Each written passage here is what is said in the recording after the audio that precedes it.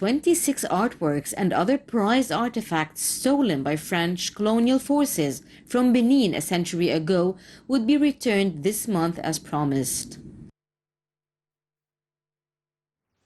To shed light on the ties, especially on the trade level and the commercial level between the different African nations, we are very much delighted to be joined over the phone by Dr. Youssef Mazhar, our former Deputy Minister of Industry. Good afternoon to you, Dr. Mazhar.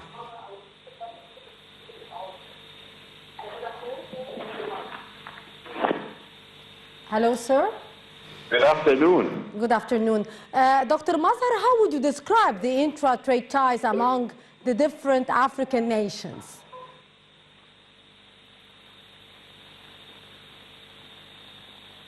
Yes, well, Africa is a continent, and people are apt to talk about Africa as a country. No, it isn't. It's a grouping of countries. And not only that, we can divide Africa, as people geographically talk about Africa, North Africa, in which Egypt is situated. There is West Africa, East Africa, and of course, the South Africa. Indeed. So when we talk about Africa, we're talking about the continent, which probably needs a number of different recipes for getting to trade or to cooperate with all these countries. So we'll go through your question and try and be very particular and very positive about really getting solutions to your question. Sir, how would you describe the African market's position as a destination for the Egyptian exports?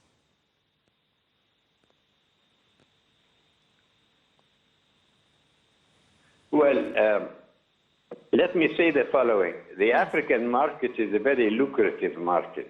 That means the populations of Africa are very dense, and they are also very eager to develop.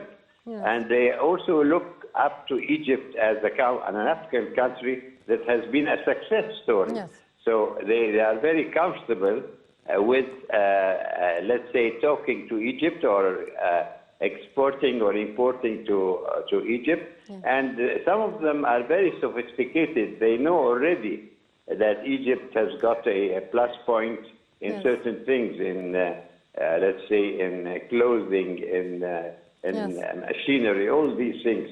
So many of the African countries, especially, and let me add very quickly before you ask the question, that our president was head of the African Union. So he's been meeting all these gentlemen, talking to them, knows exactly what they need. So it's very much a startup which has already begun and very well, I would say, put the foundations with our president there in the midst of all the African countries. So many of the unanswered questions have been answered already. Yes. Sir, which African countries figure high in the list of the African market most attractive to the Egyptian exports, and why, from your point of view, Dr. Mazhar?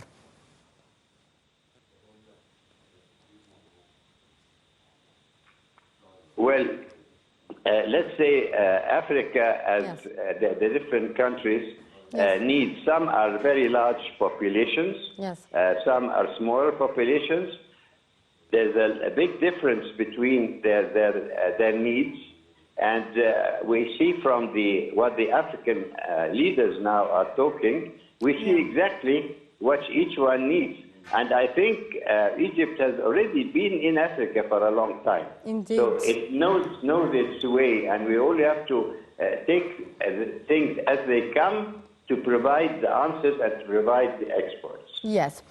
Sir, a conference dubbed the New Africa Summit actually was held during the weekend with the aim of turning the page with the continent. Why is the French colonial history featuring high nowadays and straining ties with a number of African states? How do you see that?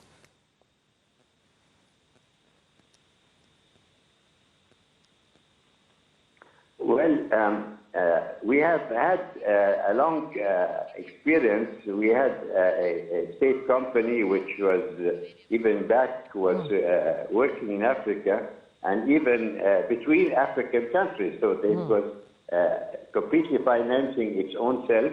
Yes. And this was the Nasser company, which is a bit of history now. But at the moment, there's a new way of things. Let's say the presidents of these countries Yes. are paying visits to Cairo. And when they sit with our president, they express their needs. They express what they need. And this is the face-to-face, let's say, asking for Egypt to go in if it can help out and something. And this is the best way to export. I mean, that you have a face-to-face request at this high level of presidents. It's a sure thing. It's a sure thing. Dr. Mazhar, why is France giving much way to trade ties with Africa?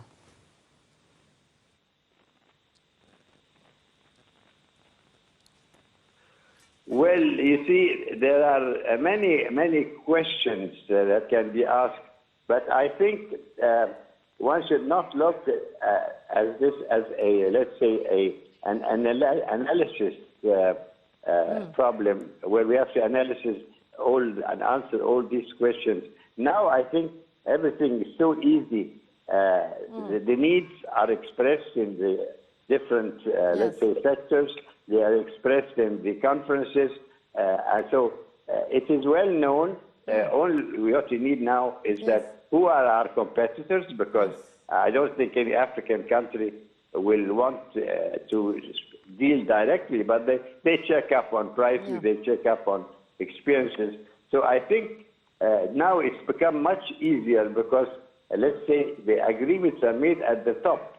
They're not made at the bottom. Of course, at the bottom, lots of companies request for offers everywhere, and some go through the cartels. You know, the cartels in Africa are very, very strong. There's the European cartel, there's the British, which rely on West Africa. So we have to be ready for all those, and I think we're doing quite well. Yes, indeed. Dr. Youssef Mazhar, former Deputy Minister of Industry, thank you very much for being with us and for your precious input. And moving on to this report, where the world's first vaccine against malaria is currently in a pilot program. The WHO recommended the vaccine to curb the spread of the parasitic disease. More details on the following story.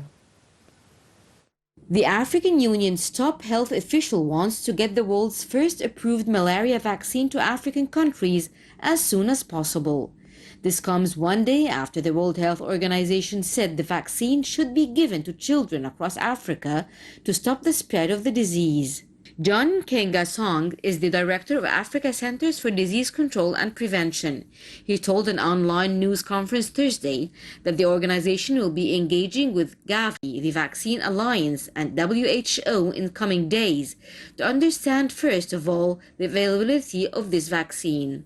He noted that by the end of 2021, malaria will likely have killed more people in Africa than COVID-19 will have. WHO Director General Tedros Adhanom Ghebreyesus called it a historic moment.